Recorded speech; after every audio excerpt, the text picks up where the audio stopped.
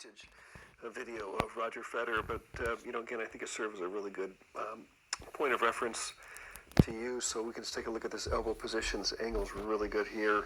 That's what we're looking for. If you can get that maybe a little steeper in the shoulder angle and get that elbow to drop, I think that'll help you. I think if you get the elbow to drop a little bit, I think your shoulders will naturally get into, that 45-degree angle that we're seeing with Roger, a little steeper. So I may have even made this a little, so we get over here. I think this line is actually a little bit there. It's a little less than Roger, which we see over here is a little steeper. So I don't need to really, I'm not an advocate of getting too steep. I wouldn't want you to be like this. But certainly get into a 45-degree angle would be ideal. And then if you watch here from this position, watch how his legs will drive and his left arm will pull away. And what's interesting here too is watch this. Watch how his elbow just follows his shoulders beautifully. Like as he moves through these different stages here, the left arm will pull away. Watch the left hand turns towards the target, pulls away, and the legs are driving. And now watch his elbow. It just follows his shoulders through every stage of rotation. Look at that. That's beautiful. Look at that.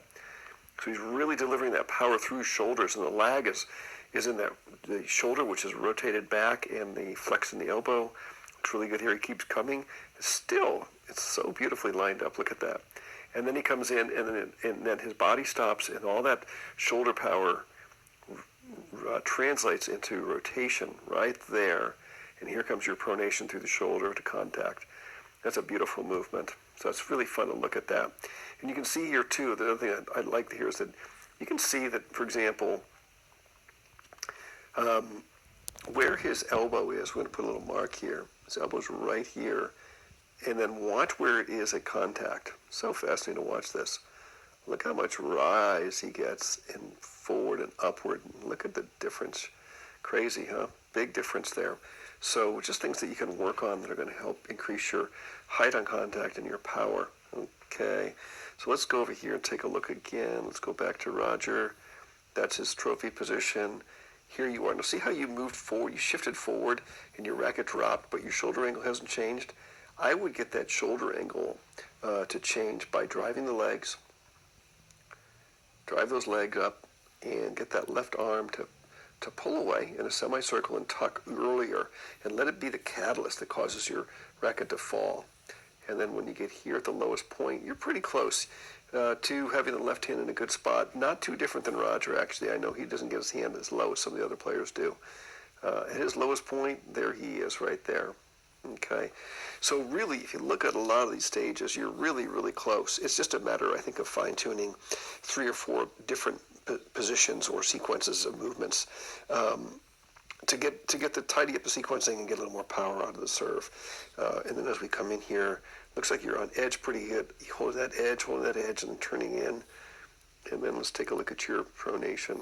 Yeah, you may not get as much pronation as some of the players do, but I don't either because they don't have as much flexibility in that shoulder anymore. But you'll see a lot of the players, they'll come on edge. Look how he's holding that edge beautifully, and then it finally turns in, contacts, and now the strings that hit the ball are clearly facing off to the side.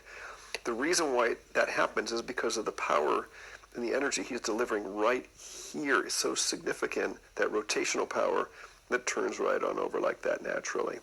So make sure that you're working on really holding that edge on the ball longer and then actively rotating through the shoulder. There is another thing we can pick up on here that's going to help you quite a bit. I feel as though there's a little bit more reach out here than we want ideally, and I'll talk about that a little bit later. But if we can work on the things we've highlighted so far, that would be a good starting point, and then we can maybe fine-tune your swing a little bit later on. Okay, let me know if you have any questions, and I'll look forward to hearing back from you. Thanks so much.